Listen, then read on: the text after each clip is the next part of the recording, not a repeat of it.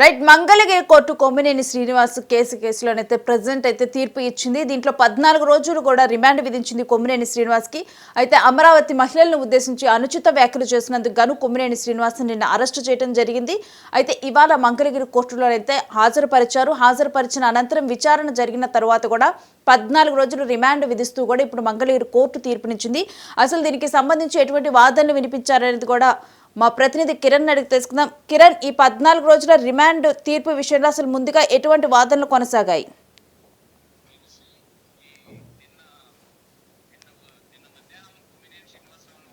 హైదరాబాద్ లో అరెస్ట్ చేసి విజయవాడకు తరలించారు. ఈ రోజు ఉదయం విజయవాడ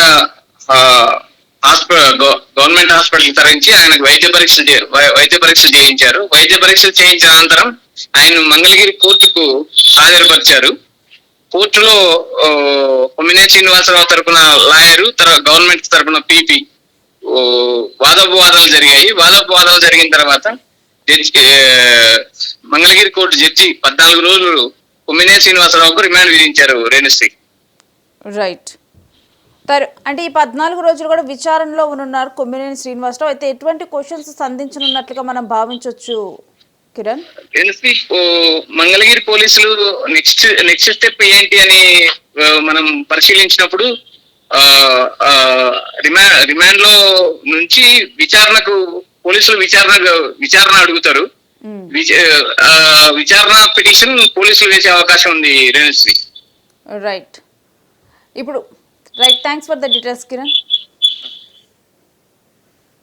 సో ఈ 14 రోజులు రిమాండ్ విధిస్తూ కూడా ప్రజెంట్ అయితే కోర్టు తీర్పునివ్వటం జరిగింది. అయితే కొమ్మినేని విషయంలోనైతే ప్రజెంట్ ఈ తీర్పు అయితే 14 రోజులు రిమాండ్ విధిస్తూ కూడా ఒక షాక్ కి గురి చేసింది ఇటు వైసీపీని అయితే. ఎందుకంటే మనం చూస్తూ ఉన్నాము కొమ్మినేని అరెస్టు తర్వాత వైసీపీ నుంచి కూడా స్పందన వస్తూ ఉంది. అయితే ఇవాళ బాలకృష్ణను అరెస్టు చేయాలంటూ కూడా ఈరోజు బాలకృష్ణ బర్త్డే అయినప్పటికీ కూడా వైసీపీ బాలకృష్ణను కూడా అరెస్టు చేయాలి, ఆయన కూడా అనుచిత వ్యాఖ్యలు చేశారంటూ కూడా రోజా కూడా మాట్లాడిన సందర్భం ఉంది. ఇదే విషయం మీద ఇటు భరత్ కూడా స్పందించడం జరిగింది. గత ప్రభుత్వంలో కూడా అనుచిత వ్యాఖ్యలు చేశారు బాలకృష్ణ, కొన్ని మాటలు మాట్లాడటం జరిగింది అని చెప్పి కూడా వాటిని ఉద్దేశిస్తూ కూడా ఆ వ్యాఖ్యలను ఉద్దేశిస్తూ కూడా మాట్లాడటం జరిగింది.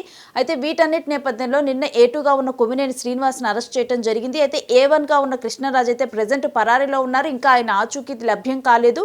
ప్రజెంట్ A2గా ఉన్న వ్యక్తిని అరెస్టు చేసిన తర్వాత ఇప్పుడు మంగళగిరి కోర్టులో హాజరుపరచడము, దీనికి ముందర కోర్టులో హాజరుపరచడానికి ముందల ఏవైతే ఫార్మాలిటీస్ ఉంటాయో ప్రభుత్వ ఆసుపత్రిలో ప్రజెంట్ కొమ్మినేని శ్రీనివాస్ ఏజ్ అయినా కానీ అతడు 65+ కాబట్టి నియర్లీ 70 ఏజ్ ఉంది కాబట్టి ఆయన ఆరోగ్య పరిస్థితిని కూడా నార్మల్గా ఎవరినైనా కానీ బిఫోర్ తీసుకున్న కోర్టులో హాజరుపరిచే ముందర వాళ్ళ ఆరోగ్య పరిస్థితి ఏ విధంగా ఉందనేది కూడా చెకప్స్ చేపిస్తారు. అదేవిధంగా కూడా కొమ్మినేని శ్రీనివాస్ కూడా ప్రజెంట్ ఆ చెకప్స్ అన్ని కూడా కంప్లీట్ చేశారు. తర్వాత ప్రజెంట్ కోర్టులో హాజరుపరచడం అనేది జరిగింది. హాజరుపరిచిన అనంతరం కూడా ఇటు వాదనలు వినిపించారు కొమ్మినేని శ్రీనివాస్ తరపున లాయర్, అదేవిధంగా గవర్నమెంట్ తరపున లాయర్ వాదనలు వినిపించిన తర్వాత ఈ వాదనల అనంతరం కూడా ప్రజెంట్ అయితే ఆయన్ను 14 రోజుల రిమాండ్ విధించడం అయితే జరిగింది. అయితే దీనికి సంబంధించి ఆల్రెడీ జాతీయ మహిళా హక్కుల కమిషన్ కూడా స్పందించింది. అసలు ఈ కేసులో ఏం జరుగుతుంది, మహిళలను ఉద్దేశించి ఈ విధంగా వ్యాఖ్యలు చేయడం చాలా అనుచితము, మేము ఖండిస్తున్నామని చెప్పి కూడా మహిళా కమిషన్ కూడా మాట్లాడటం జరిగింది. దీనికి సంబంధించి డీజీపీకి లేఖ రాసి అసలు ఈ కేసులో ఏం జరుగుతుందో ఈ 3 రోజుల్లోగా మాకు నివేదిక ఇవ్వాలి అని చెప్పి కూడా మహిళా కమిషన్ కోరటము జరిగింది. అయితే ఇప్పుడు 14 రోజులు రిమాండ్ విధించారు. మరోవైపు కృష్ణరాజు కోసం A1గా ఉన్న కృష్ణరాజు కోసం అయితే ప్రజెంట్ అయితే ఆయన కోసం కూడా గాలింపు చర్యలు కొనసాగుతూ ఉన్నాయి.